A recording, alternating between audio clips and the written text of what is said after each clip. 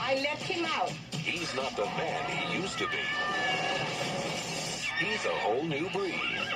I put animal parts in you. Somebody help my boy! From the producing team of Big Daddy, Rob Schneider is... Is that your goat? the animal. How's it going? You got it going on. Rated PG-13. Opens everywhere June 1st. So yeah, this is one of those ones where, honestly, on paper, it looks like a really bad Rob Schneider movie, which it is, but on the one hand, it's one of the less bad Rob Schneider movies, and I'll explain that in just a second here. But you have Rob Schneider playing a police station evidence clerk who is critically injured and is put back together by a mad scientist who transplant animal parts, resulting in strange animalistic changes to his behavior. And of course, you're gonna get the typical, animal behaviors, like he'll, like you see in the trailer, he'll act like a dolphin. He'll be aroused by a goat in the middle on the middle of a farm. He'll what else does he do? He'll neigh like a horse when he's really horny, like that type of stuff. It's just like that stuff right there. It's just kind of like, yeah, this is not really all that funny. However, I will say this though. Of all the Rob Schneider comedies he's done, this one is surprisingly the most enjoyable out of the bunch, which doesn't mean it's a good movie, because there is a lot of things about this movie that do not work whatsoever, but there are those little gags here and there that I will admit, they're stupid, but they do make me laugh. Like, there are times in this movie where there is something really funny to be had here, and there is a lot of little funny moments in there, and the concept is actually a really funny concept. Like, a guy who gets seriously injured, and he has to be put back together by a scientist who says, you know what, I'm going to put all these animal parts in you. Why? Just because I want to experiment on you. It kind of reminds me a lot of Joe Dirt, honestly, the more I think about it, because it's another one of those movies where it's just like, this should not work by any means necessary. It's a typical, Adam Sandler movie. Like, it's a movie where it's just kind of like, okay, you get what you kind of get here, but this is back kind of when we kind of accepted that type of thing. We kind of accepted it because there was at least effort being put into it, and it wasn't a movie where, Adam Sandler and his buddies were only doing it so they can go on vacation somewhere. Like, they're actually trying in this movie. Like I said, not to the best all the time, but, like, it's at least working in here. There is a lot about this movie that is not great. A lot of the humor in this movie does not really work that well. Then you get those little brief jokes that do kind of work. Like, I like that scene that's in the trailer where, like, there's a truck running by him, and he's, like, running around like he's running at first, and then all of a sudden he goes into position like he's running like a gazelle in the African jungle. Like, stuff like that. Types of humor like that can be really, really funny at times. But then, like his love interest in the movie, this love interest in the movie really is not that good of an actress, but that's because she wasn't an actress. You know who she is? Colleen Haskell. Now, that name may not sound familiar to a lot of people, but she was on Survivor, which came out the year before, which became the big breakout reality hit of the reality show that kind of launched the reality show concept into another level. She won the she was in 6th place, so they took somebody from a reality show and made them the lead, the romantic lead in a Rob Schneider movie. Like, I mean, I don't think, and this woman's not a bad actress. Like, she's trying, but you could just tell right from the moment she's on screen, like, this is somebody who does not really have a whole lot of acting chops to work with, and so she just kind of like she's really not given a whole lot to do here, per se. And the Rob Schneider character, it's just Deuce Bigelow all over again. Like, he's getting beat around and pushed around by a lot of people. He's the dork, he's the geek, and all that. And, like, that shit gets old really, really quickly, especially in Schneider movies that come after this. But like I said, there is stuff about this movie that is surprisingly really enjoyable. Like, there are goofy moments in the film that actually do work. There's a lot of silly humor that gets a couple of good laughs. It's not a great movie all the way through, but it's at least trying. They're at least trying in this case compared to what the later Happy Madison movies try to do. And it's just like, I guess I can't really say it's a bad movie per se, but it's a movie that definitely is not that great in general. And I understand they're making a sequel to this, which, regardless of what that sequel does, that sequel will be much worse than this movie. I guarantee it, because the last time they tried to do a sequel on a streaming service, we got Joe Dirt 2, and yeah, that didn't quite work out so well. So, I guess overall, my overall thoughts on this movie is that It's a bad movie, but it's not the worst Rob Schneider movie. He's done a lot worse. There are times when this movie can be very funny and very creative, but those are very few and far between, as you're basically just, you know, trying to like keep up with the pace of the film as it's trying to as it gets more ridiculous for its own good. I mean, overall, it's fine. I guess that's the best way to describe it, is that it's passable, but it's not one I'd watch over and over again, but it's one I'd be like, I mean, it's okay for what it is, but it's not one you're gonna watch over and over again. So let's move on to a comedy that I think is very underrated, and that is Martin Lawrence and Danny DeVito in What's the Worst That Could Happen.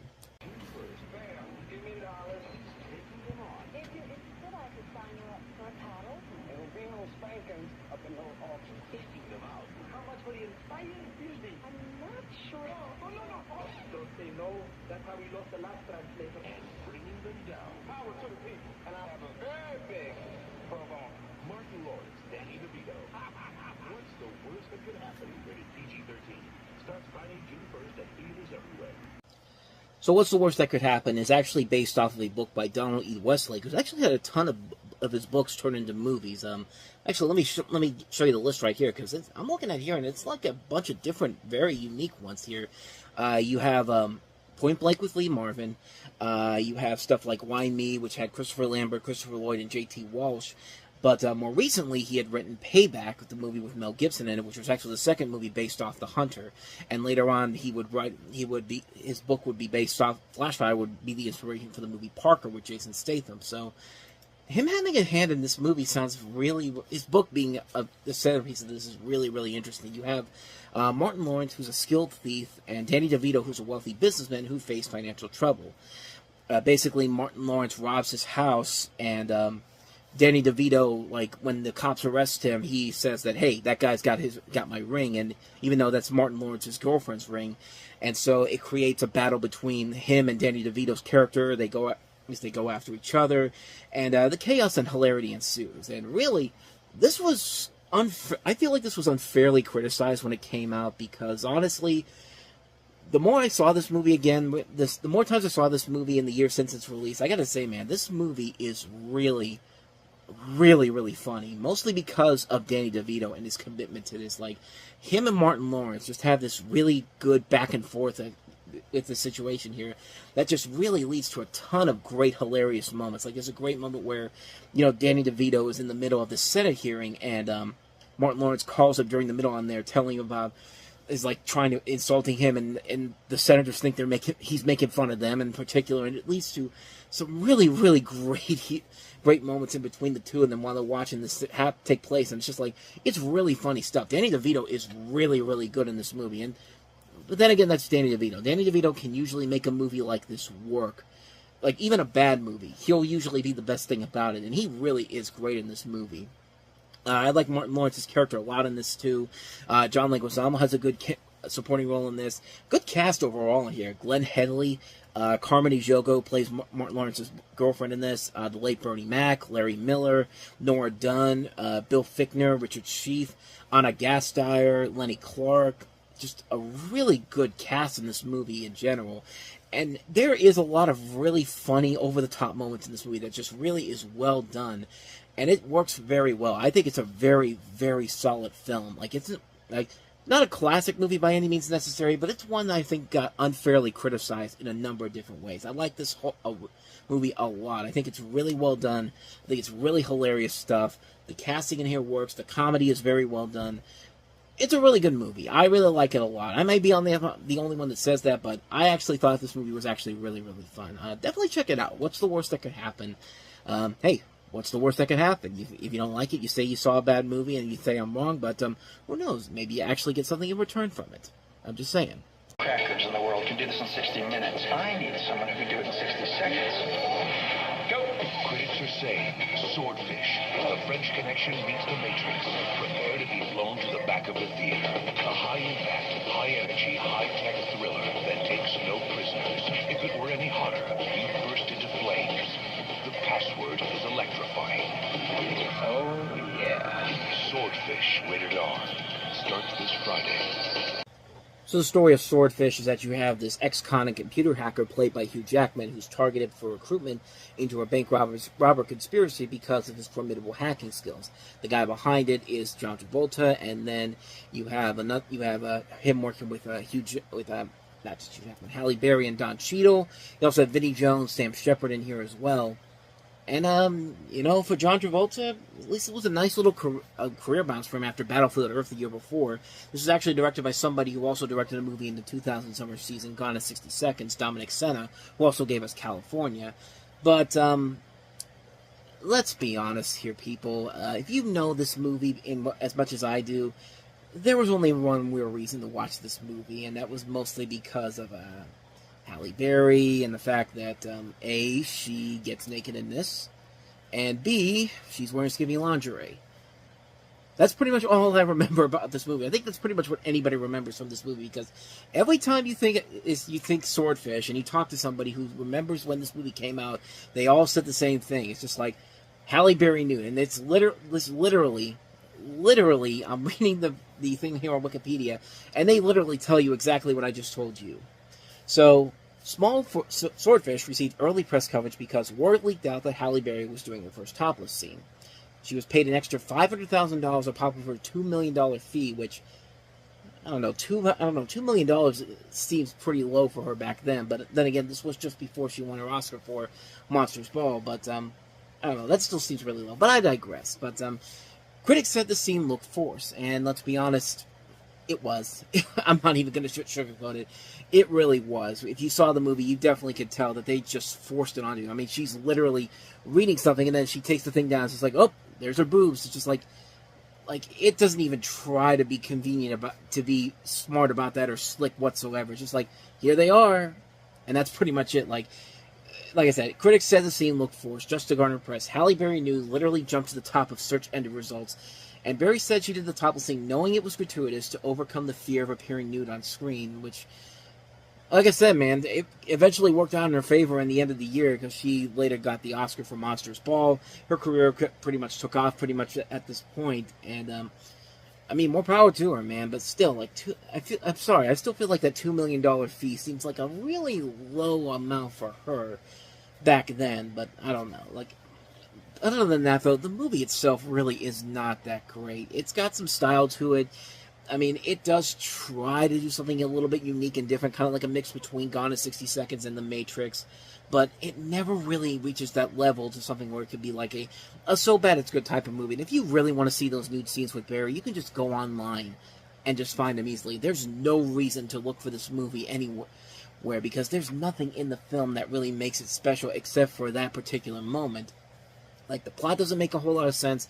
The logic of it doesn't make a whole lot of sense. The film overall is it's just a film that really feels like it was basically a cover-up to just have that one scene in there with Halle Berry in there, because nobody else really contributes anything unique or interesting about this. And, I mean, I guess it kind of worked because it did end up making the film become a profitable success. I mean, it made over $147 million worldwide, which, considering the budget was $102 million, it's not really that great overall, but at least did something, at least accomplished what it was trying to do. But as far as the film itself goes, it's definitely one of those movies that's just kind of like, you really do not need to see this. If you really want to see the best thing about the movie, just go online and find it. You could find it so easily. It's just like, there's no reason to watch this movie except for that, and even then, you watch it, you can just go online and find those clips online. It's so much easier to just do that than waste your time with this movie.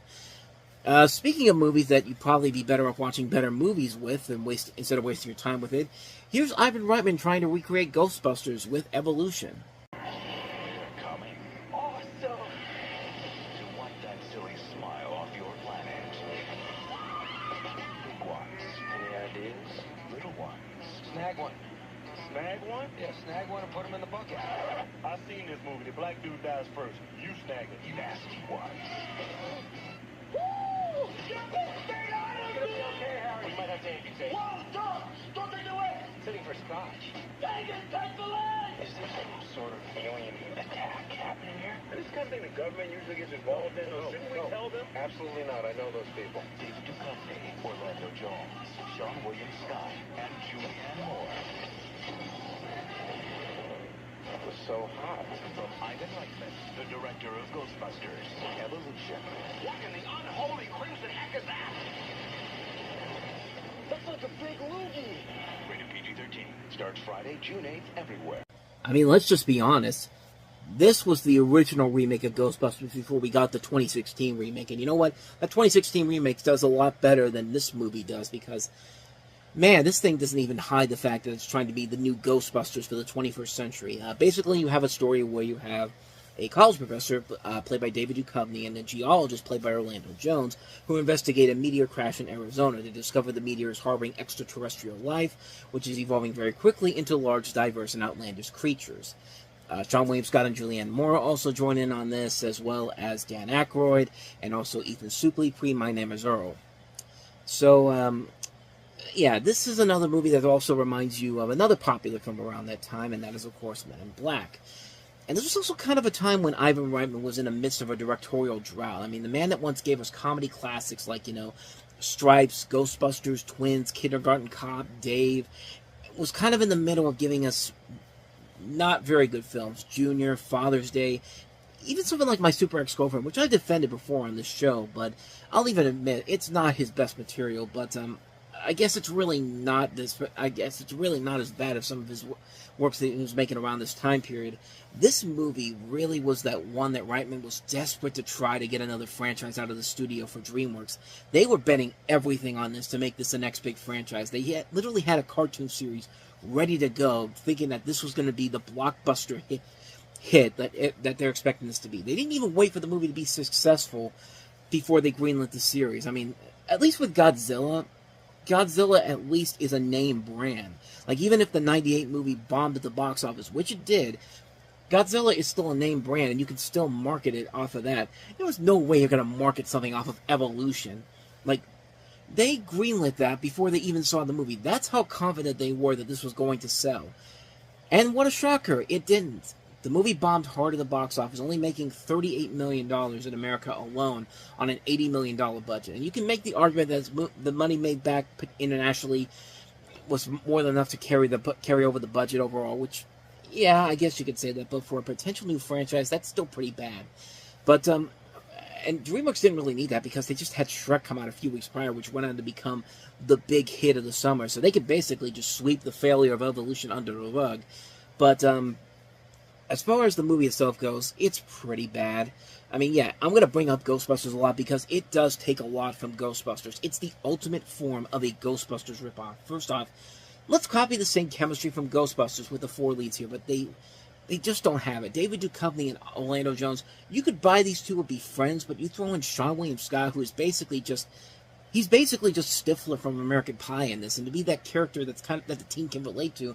Oh, and you have Julianne Moore, which, for some reason, the trailers make such a big deal of the fact that she's an Academy Award nominee. Not a winner, a nominee. And it's like, hey, we've got this Oscar nominee in here. Yeah, she's gotten Oscar nominations for stuff like Boogie Nights and The End of the Affair. But you don't really need to do this anymore. Like, you did The Lost World Jurassic Park 5 years ago, and look how bad that turned out. She's basically playing the scientist who's basically the female love interest for Duchovny's character, and you can't buy into their chemistry at all. They even had tie-ins to Ghostbusters. Like I said, Dan Aykroyd is in here to be the mayor of the town that's being attacked. It's like they weren't even trying. And yeah, sometimes the monsters can look pretty cool. They look impressive every once in a while.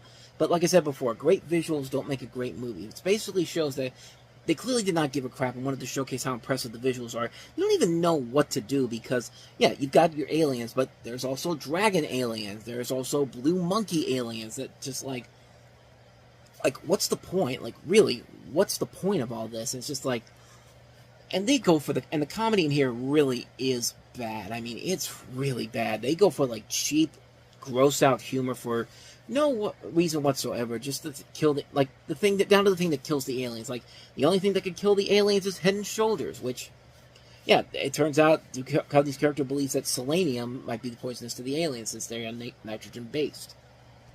And also because, arsenic is poisonous to Earth's carbon life, and one of the active ingredients in Head and Shoulders is selenium sulfide. And, it's not the intelligent scientist, but the two dim-witted students in Duchovny's class, one of them played by Ethan Suplee, who figures it out, which, At the time, I was just kind of like, it's a little bit much for me to buy, but the more I think about it, I think that's actually pretty clever, that it's the two dimwits that actually know more than the scientists do. Like, I'll give them a lot of credit for that one, but, nope, they still managed to fit. And I also like the idea that Head and Shoulders kills the aliens. Like, I feel like, at the time, I thought it was laziness. Like, I thought there was something like, the water that kills the aliens in science, but then again,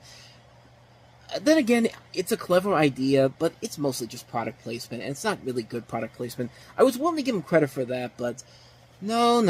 If that wasn't enough to insult the intelligence of the audience alone, guess how the aliens are defeated in the end? Not just by Head and Shoulders. No. This is a 2000s PG-13, so you know what we gotta do? We gotta stuff the Head and Shoulders shampoo up the alien's ass. At that point, I'm not even joking, they stuff the shit inside the alien's ass, and that defeats it. It's just like, at that point, I was just kind of like, I'm done. Screw this movie, man.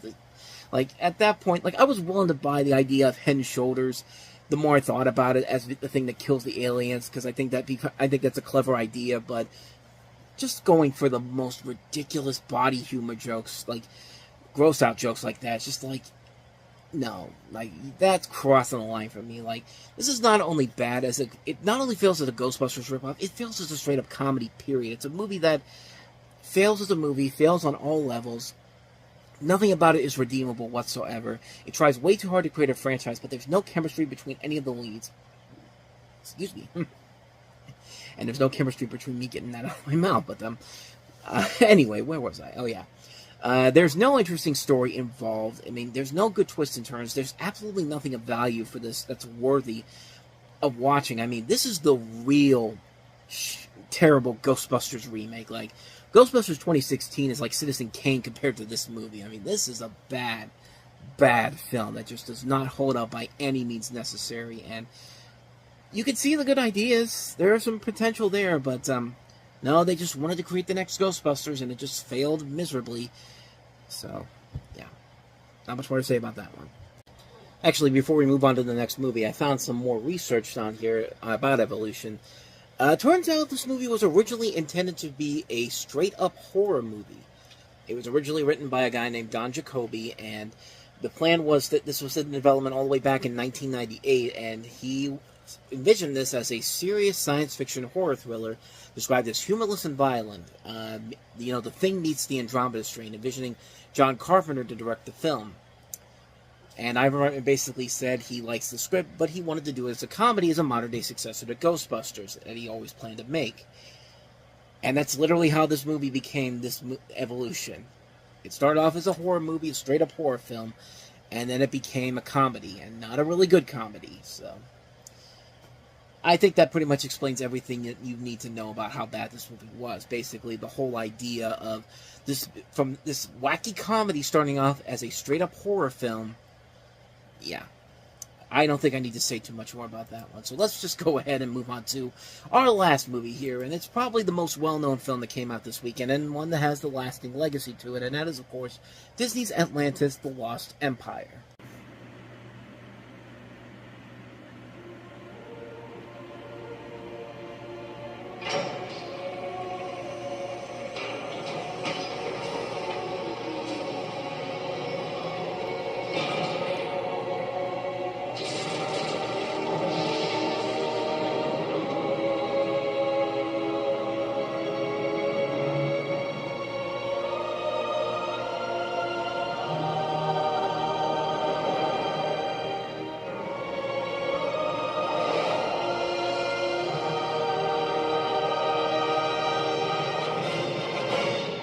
Atlantis is waiting.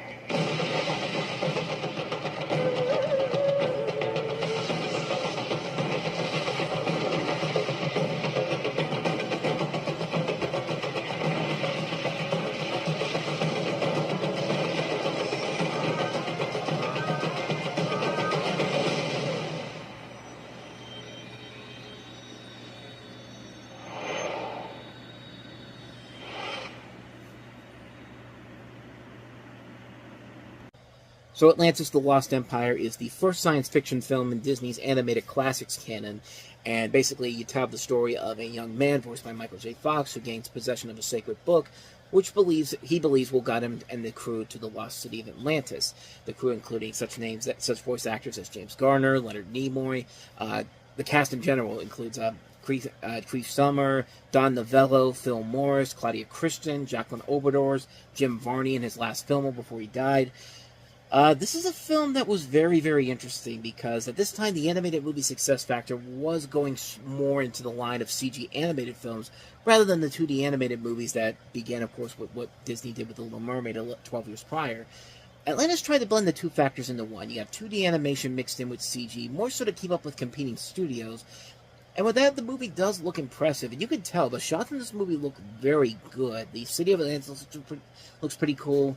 The blending of both CG and 2D animation works pretty well, too. And the cast overall, I think, does a very good job in here. I think they really are really good films. I mean, it sounds like they had a winner here, but how can it go wrong? Well, it doesn't help that the overall story is, which is a good story and something very different from what Disney usually does, unfortunately falls into very predictable territory. I mean, despite a script that includes such notable names as Joss Whedon, Gary Trousdale, Kirk Wise, and Tab Murphy. Tab Murphy, of course, wrote a number of different movies, including Gorillas in the Mist, and he also was the writer on Hunchback of Notre Dame.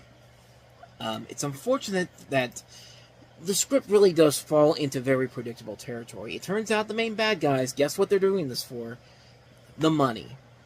And it's just like, it's the same thing that happened in Tarzan. It makes even less sense here than in Tarzan because you're pretty much already going to get paid for proof that this place existed. So why are you holding the city hostage and taking this crystal up to the surface? Oh, I'm sorry, because we don't have a movie to begin with. But yeah, the villain really is not that great in this, but he does have a really badass death scene in this, and it is really grisly too. Like I was watching this movie again not too long ago, and it's just like, okay, this movie kind of holds up. So on that front there, at least it has a cool house villain death. So I guess I got to give it that. But part of the problem with the movie is that it does get a little bit too predictable for its own good. It's trying way too hard to be formulaic while also trying to be something new and groundbreaking at the same time. And you can't really do that. You have to pick one or the other. Like you have to, or else you get something like what we had with The Creator last year, a movie that definitely was trying to be something new and creative, but falls into a plot we've seen done over and over again. Like, if you're gonna do something new and groundbreaking, go all the way with it. Don't just be half and half. Like, give us something new that we haven't seen done before. This is a film that's a perfect example of a style over substance movie. It looks incredible on its own merits, still holds up after over 20 years, but it just can't get past a lousy script. I mean, it does have a lot of great animation, and there are things about it that are worth admiring, but for me personally, it's not one of Disney's finer films. I mean, it has its moments, but it fails because of a predictable script and a pretty mediocre ending when you really consider everything that happened before that. But, I mean, for what it is, it's fine, but you can definitely tell that there was much more that should have gone into it to make this a great film, but sadly it's not. I mean, it's a film that has a lot of high ambitions to it, but just not the perfect execution when it's all said and done, so unfortunately, a very mixed opinion on Atlantis: The Lost Empire, at least for me. Have you ever heard of the Clock of Ages? On June 15th, let us twist time. Time will stand still. The future is yours, the all-seeing eye. And the fate of mankind will rest in the hands of one. Ooh, don't start. Angelina Jolie. Can we save the universe? Absolutely. Tomb Raider, June 15th, everywhere. Ah, bitch! Sorry about that. Bad joke, I know. But, anyway, Lara Croft Tomb Raider. Basically, based off of the Tomb Raider video games featuring the character of Lara Croft. And, this revolves around Croft trying to obtain ancient artifacts in competition with the Illuminati. The Tomb Raider games, I've never played the Tomb Raider games. I know of them. I just never had the system to play them on. I never had a PlayStation 1. And it's the only time I ever got into Tomb Raider in the video games was actually when the reboot came out in 2013. And which I actually really liked a lot. I liked that Tomb Raider series in particular, which I'll talk more about that in just a moment because it leads into the really good Tomb Raider movie that came out of this. But as far as this one goes, it's pretty much what you think it's going to be. It's actually one of the better video game adaptations, which at this point really was not saying a whole lot because let's be honest, most video game adaptations by this point were not that great. So this one almost gets to that point where you can say, this is the best video game adaptation. It's one of the best video game adaptations, but it's this close to saying it's actually a really good video game adaptation. But the script is really not that good. I mean, this script does go a little too over the top. I mean, it's supposed to be a video game, yes, but even a movie that's supposed to be based on a video game has to have at least an interesting story for you to get behind. And sadly, this movie does not have that. I mean, Angelina Jolie, I think, really is perfectly cast as Lara Croft. I mean, especially if you want to go back and look at the design of the Tomb Raider, of the Lara Croft in the PlayStation games. I mean, yeah, she doesn't have, like, the pointy boobs like in the video game, but, I don't know. I mean, I'm not gonna lie. She's well developed in this, I will say that. But this would have been perfect for me when this came out, because I was 12 years old. I mean, I was a preteen boy, so yeah, this would have been right up my alley. I probably would have been one of those guys one of those kids was just like, this is such a great movie, and then looking back on it and be like, yeah, this really did not live up to what I thought it was going to be. And honestly, I could say that with the movie itself. Yeah, I grew up with this movie because I knew the character, I knew what I was going into, but even back then, I realized that, yeah, this is not a great written story in general here, but as long as the action is good in this, I can get behind it, and for the most part, the action is very good. There is a lot of very good action sequences overall throughout the movie here. This is directed by Simon West, who has made a couple of decent films before this. Con Air was really good. It was really one of those. That's a really fun movie. The General's Daughter, which was not the best, but certainly not the worst. He hasn't really done anything of noteworthiness since then, except for Expendables 2, which is easily the best of the Expendables movies. At least in my opinion, it was, because it had that really great ending where you had all the big action stars together in one, just fighting against the bad guy, Jean-Claude Van Damme. And yeah, that's one that's just like, yeah, that's my favorite one of that series in general. But other than that, you know, this next movie is When a Stranger Calls, and how the mighty fall when you go from Tomb Raider to When a Stranger Calls, the remake of When a Stranger Calls, and then The Mechanic, which is not a very good movie in general. And, I mean, it was a tough thing to sell this movie, too, because, keep in mind, this is back in 2001, and selling a movie with a woman leading a blockbuster was really a tough thing to do at that time. I mean, you really had to be a really big caliber star. Like, you had to be somebody like, Meryl Streep or Jodie Foster, or somebody that is world-renowned here. So Angelina Jolie coming into this, even though she had won an Oscar a couple years prior for Girl Interrupted, it was a very interesting time. It was a very tough thing to sell this movie on, but the film did pretty well. I mean, the film did go on to become a blockbuster hit. It was, for the longest time, the biggest, highest-grossing live-action video game adaptation of all time, before eventually stuff like the Sonic the Hedgehog movies came into play almost 20 years later. I mean, think about that. It took almost 20 years to get a really good video game movie, and, I mean, if you even want to go before that, it would take another 10 years to actually get a movie around video games that actually was great with, Wreck-It Ralph, but, like, I'm talking about, like, the Angry Birds movies, which are surprisingly really good, and then the Sonic the Hedgehog movies, those were big surprises indeed, because those could have easily been a typical kids movie, but the people that got behind that movie, they put a lot of effort into it, and it just showed on the screen. I mean, the Super Mario Brothers movie is a great video game adaptation, despite what critics tell you, but as far as this movie goes, it's good for what it is. It isn't my personal favorite of the Tomb Raider movies. Like I said, I really like the 2013 game. Camilla Luddington from Grey's Anatomy plays Lara Croft in those games, and it was a more interesting storyline, I think. And I think that I like that version a lot. I like that actress a lot, Camilla Luddington. I think it was Camilla Luddington, if I'm not mistaken. Let me just double check just to make sure. Yeah, it was Camilla Luddington. But honestly, my favorite version of Tomb Raider actually is the 2018 movie with Alicia Vikander. And it also had Walton Goggins, Dominic West, and Kristen Scott Thomas. That, to me, I thought was the best of the movies. And I was really hoping to see them extend this into another movie. But unfortunately, the film didn't do as well as I think they wanted it to, which is a shame because Alicia Vikander really does fit that role of Lara Croft very well, especially that particular version. And I thought the movie was a lot of fun. I thought it was a very underrated video game adaptation. It's one you should definitely check out. If you want to see the best version of this, definitely check out the 2018 version. But as far as like the original Lara Croft Tomb Raider, it's a time capsule. It's a film that knows exactly what it's trying to do, and it delivers on what it promises. Angelina Jolie, I think, fits the role very well. If the story had been better written, I think this could have been really, really a great film in general. But as it is, it's the perfect type of movie you go to the movies at the summertime to see. You grab your popcorn, you turn your brain off, and you just have a good time with it. And it's a guilty pleasure movie in a way. It's kind of a fun action film.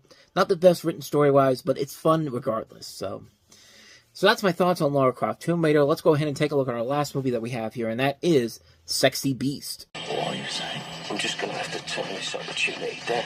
No, you're just going to have to turn this opportunity yes. Because done. Do the job.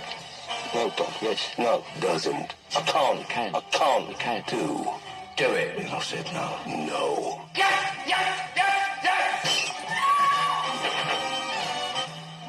I know you love me because I feel strong. Ray Winston. Ben Kingsley. Storm, Quick Storm. Ian McShane. Sexy Beast. Back off, I'm beautiful. There's a bit of the beast in everyone. A movie that's apparently so popular it led to a Paramount Plus TV series as of late. Like in the last couple of years, I think it came on the air. I never knew about it, but so you have in this movie Ray Winstone, Ben Kingsley, and Ian McShane, and it follows this guy who's played by Winstone, who's a retired criminal visited by a sociopathic gangster played by Ben Kingsley, who demands that he takes part in a bank robbery. And Ben Kingsley really is incredible in this movie. He really is one of the funniest things about this movie. It's a very different performance from him. This was around the time where this was just before Kingsley was just really taking one bad movie after another. You know, Thundercats, Thunderbirds. Him in a Thundercats movie would have been really, really interesting. Sound of Thunder, but this, I thought he was really funny in this movie. He really is the strongest part of this movie. But like I said, you have Ray Winstone, you've got Ian McShane. This is directed by Jonathan Glazer, and this is actually his first movie he directed. And it really, when you look at his movies, that he has not made a ton of movies. He's only made 4 movies in over 24 years. 24 years, yeah. This one, there was Birth, that really weird movie with Nicole Kidman, who, if I remember right, I think her husband came back as a kid and something like that. We'll eventually get to that one because that comes out in 2004, and we're still about 3 years away from that. But he did Under the Skin, which Scarlett Johansson gets naked in. I mean, it's very, very odd and weird. And I think that's the movie that introduced me to Jonathan Glazer and his weirdness as a filmmaker. And then most recently, he did The Zone of Interest, which actually got him his first Academy Award nomination for Best Directors. Probably will not win, but there's a little bit of history there. But overall, yeah, this is a really fun movie, and it really works because of the main characters, especially Ben Kingsley. Ben Kingsley really is the funniest thing about this movie. He made me laugh hard in a number of different scenes in this film. It's a film that's so funny. It's very creative. It's very well done. It's a really good movie. I really like it a lot. If you have not seen it, definitely check it out because it is definitely worth a watch. I highly recommend it. Sexy Beast. On the screen. It don't matter if you win by an inch or a mile. Winning is winning. It's not who you know. My brother likes you. Usually he doesn't like anybody. It's how fast you can go. Smoke 'em.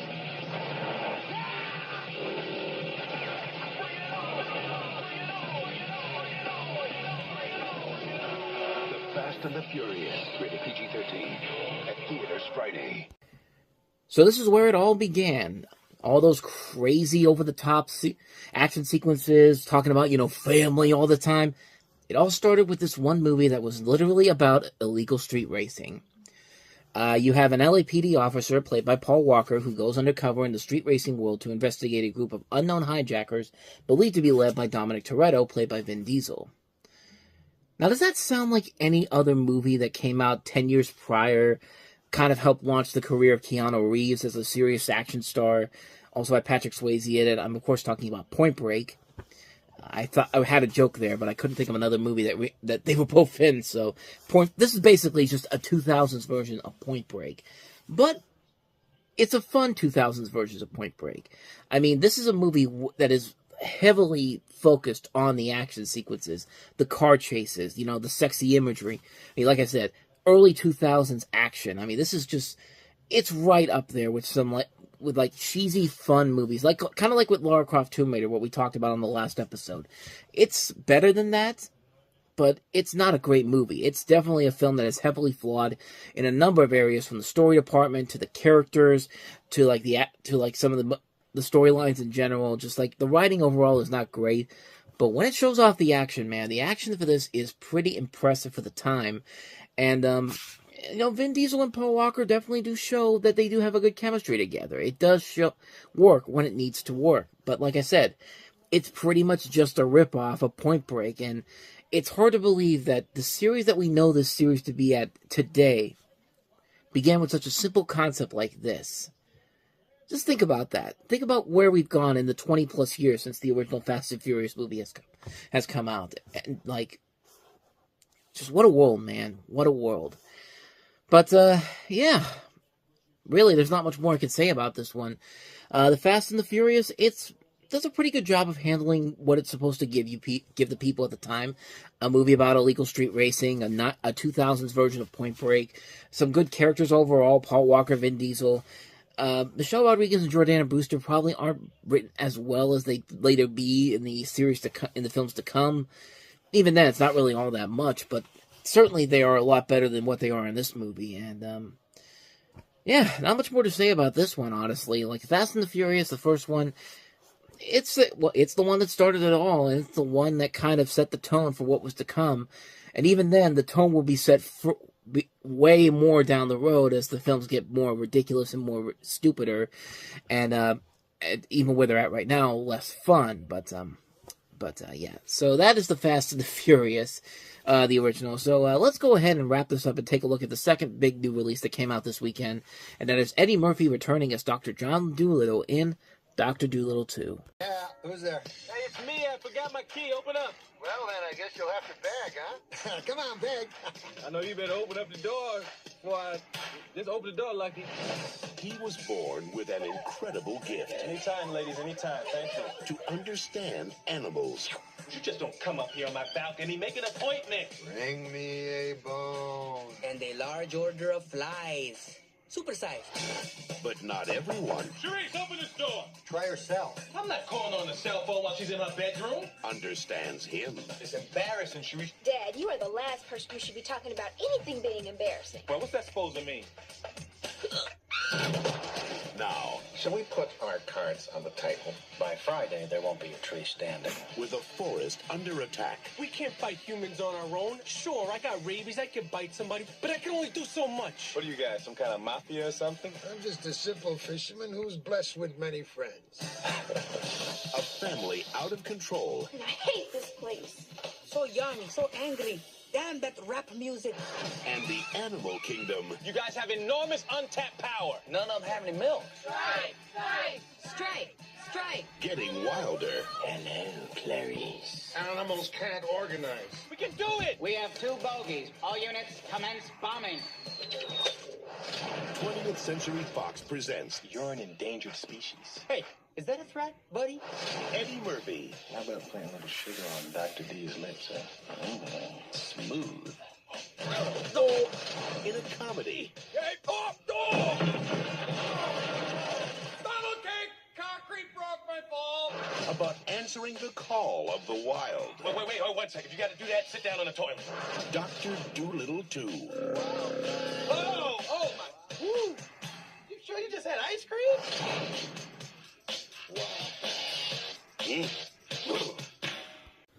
Of course, this is the sequel to the 1998 movie.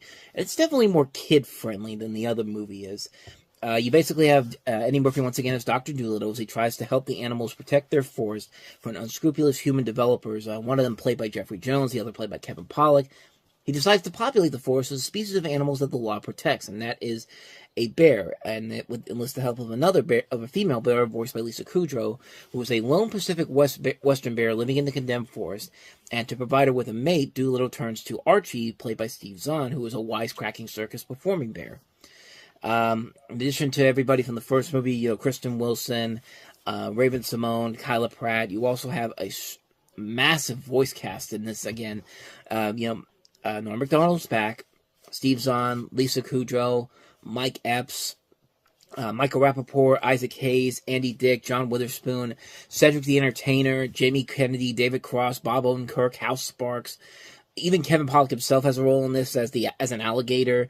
Joey Lauren Adams, Mandy Moore, Frankie Muniz, Michael McKean, and David Lander. Of course, Lenny and Squiggy. Arnold Schwarzenegger has a cameo in this as well. Everybody's back except for Chris Rock. I mean, what happened to the guinea pig? They never really explain what happened to him. He's just gone. He just really has gone forever, I guess. Or at least that's what I remember. But from what I remember from this particular movie, it's just it was fine for what it was. This was one of those. I remember going to see this one in theaters when it came out. I didn't see the first one in theaters, but I still think the first one still is the strongest movie of these movies, if you want to include the Doolittle with Robert Downey Jr. And then, of course, there's these sequels that came out with Kyla Pratt taking over the leading role. And in that one, for some reason, she basically gains the same powers that her dad does, which makes no sense whatsoever. I mean, it gets a little bit too silly for its own good.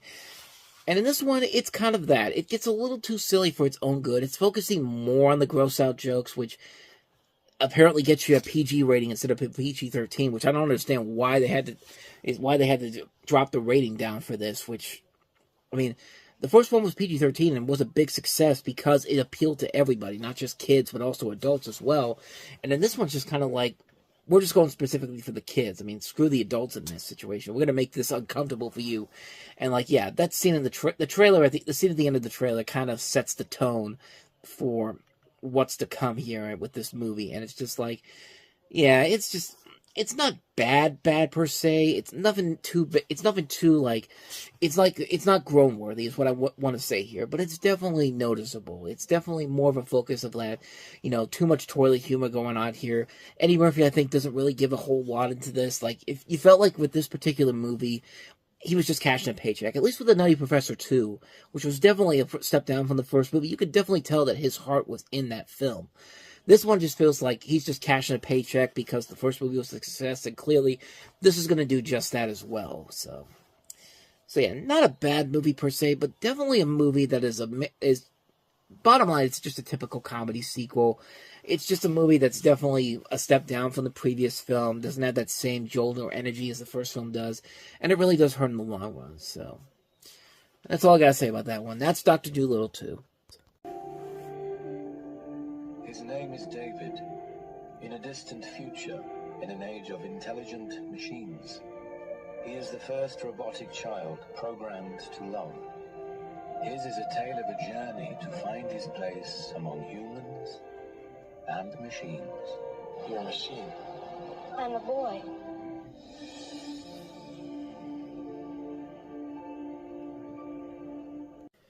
So like I said, this is the collaboration of Steven Spielberg and Stanley Kubrick, who actually worked on this film all the way up to his death in 1999.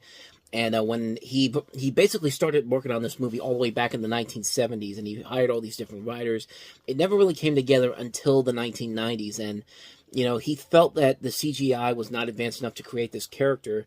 And in about 4 years before he died, he passed this over to Spielberg, and it did not gain any real momentum until Kubrick passed away after Eyes Wide Shut came out.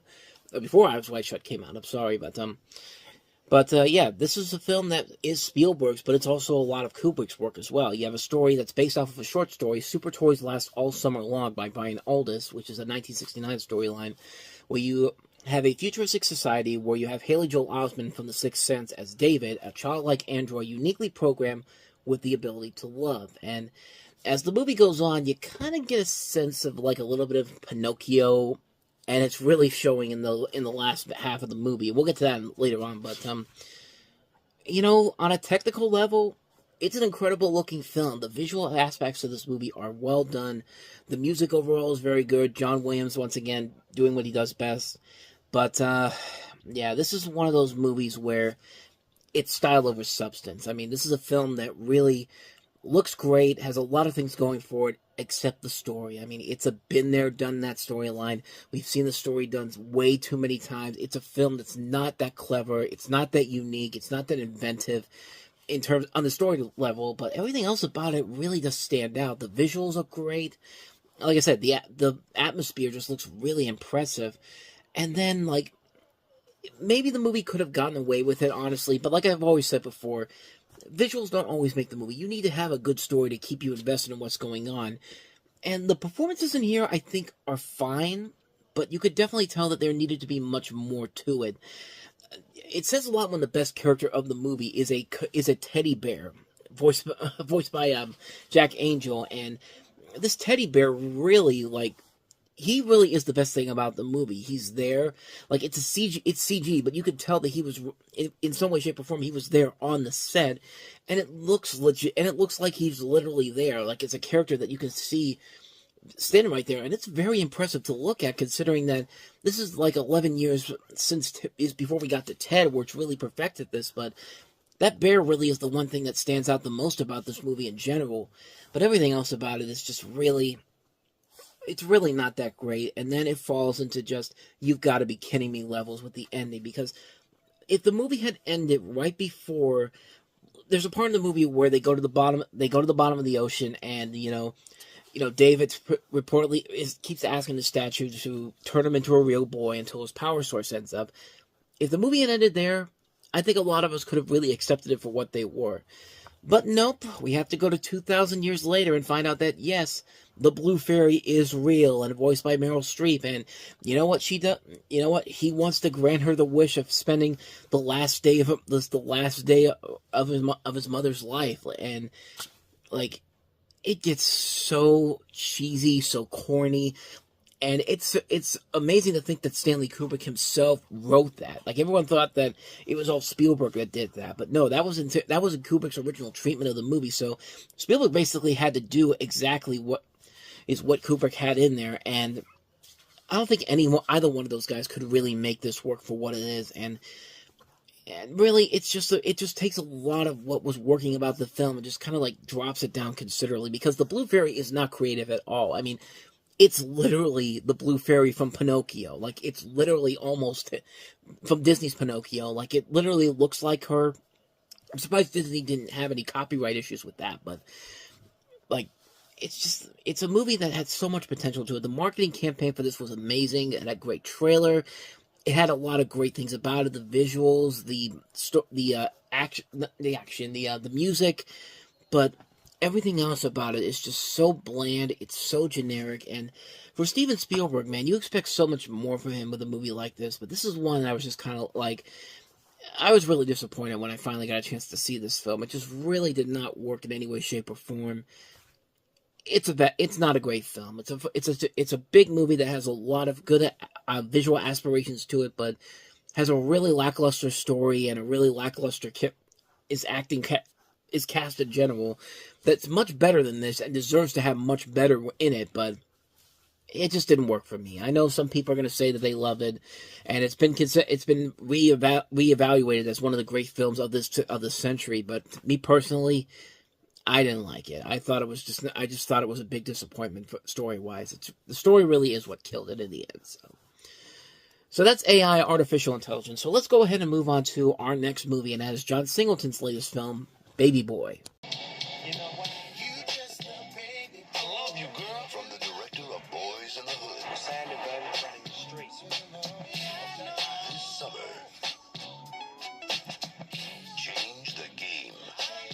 Tyrese Gibson, Snoop Dogg, and Ving Rhames. Stay up, baby boy. I got you. Baby Boy. Rated R. Baby Boy, of course, is from John Singleton, and it follows the story of this guy named Joseph Summers, who goes by the nickname Jody, played by Tyrese Gibson, who's a 20-year-old bike mechanic as he lives and learns in his everyday life in the hood of Los Angeles. You see Tyrese Gibson, Ving Rhames, and also Armour Gooding, A.J. Johnson, Taraji P. Henson in the cast. This is actually the first big film for Taraji P. Henson, her first prominent role.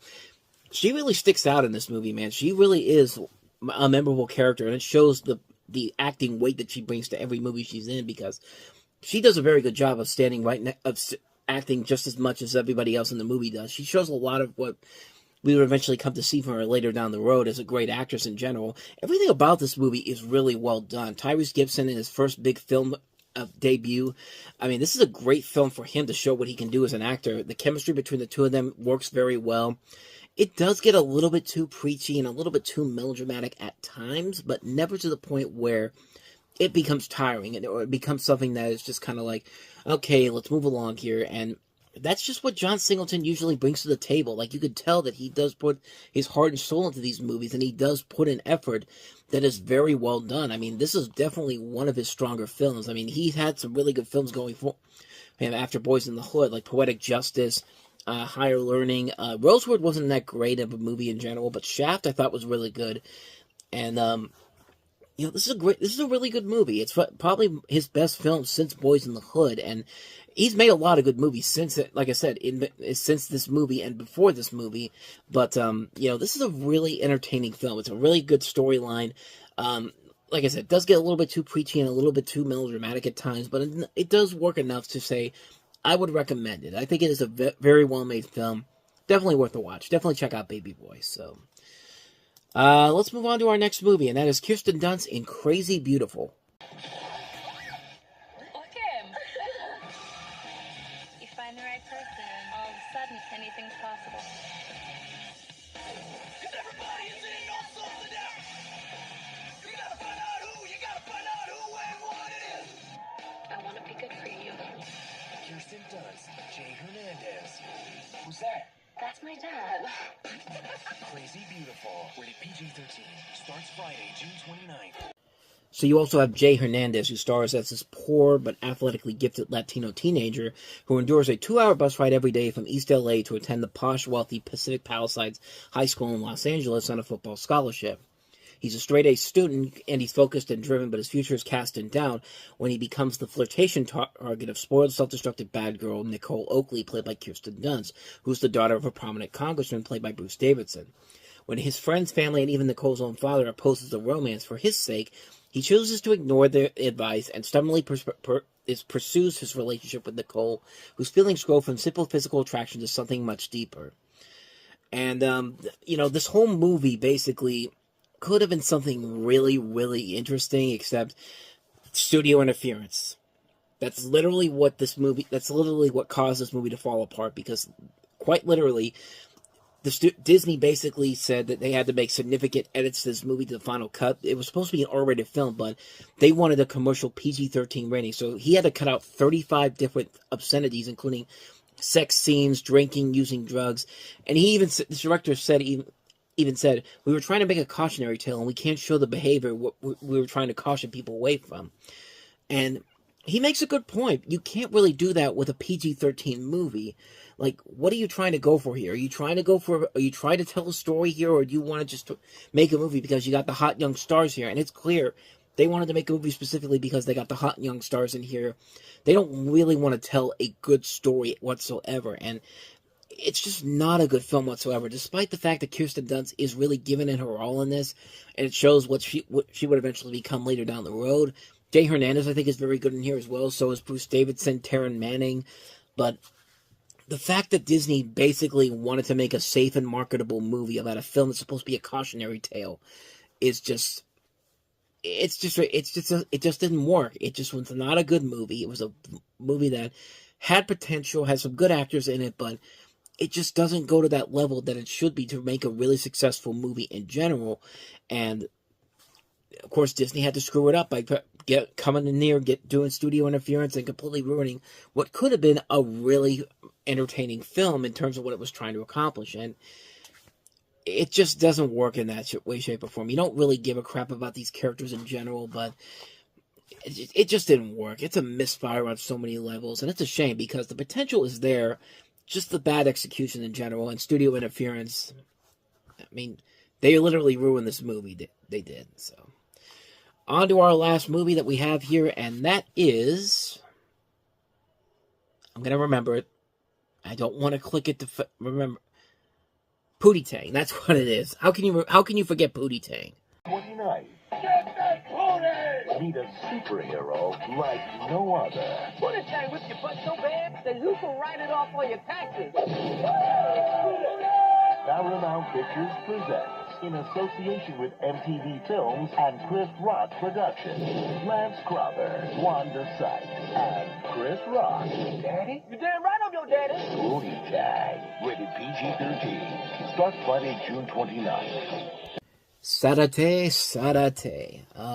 Who doesn't remember Pootie Tang? This is based off of a comedy sketch from the Chris Rock Show, and it basically follows.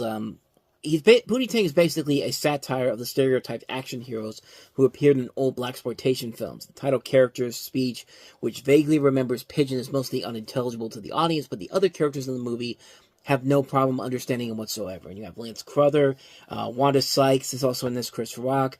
Louis C.K. wrote and directed this movie before he eventually became the Louis C.K. that gave us the very funny show Louis on FX, and then it kind of all went away when he realized that, yeah, this guy is not on the right mending, is not on the right foot, and eventually got canceled. But that's kind of what happened to him. But yeah, this is a movie that probably came out at the wrong time in any way, shape, or form. It's a movie that has definitely gone on to have this massive cult following over the years, and the fact that the movie really got a lot funnier as the decades went on. I mean, the jokes got much funnier. The film is a really funny, parody of blaxploitation in a modern setting. The writing is so ahead of its time. The comedy is so ahead of its time. The cast is amazing here. Not only Lance Crowther and Sykes and Rock, but J.B. Smooth's in this, Jennifer Coolidge, Robert Vaughn, Dave Attell, Reggie Cathy. You see Missy Elliott there. A lot of funny moments in this movie. It's a movie that doesn't get the proper respect I think it did back then, but it has definitely gone on to have this underground cult following over the years. And the more you watch the movie and you see how the world has kind of changed since this movie came out, this movie, you can understand why this movie has a greater appreciation nowadays compared to what it had 20 plus years ago. It's a really funny movie, man. It's a movie that has grown with me over time. I think it's pretty funny. It's one of those underrated little gems. If you can find it somewhere, definitely watch it. It's definitely worth a watch. Pootie Tang, a fun, silly comedy, but it's a well-made film.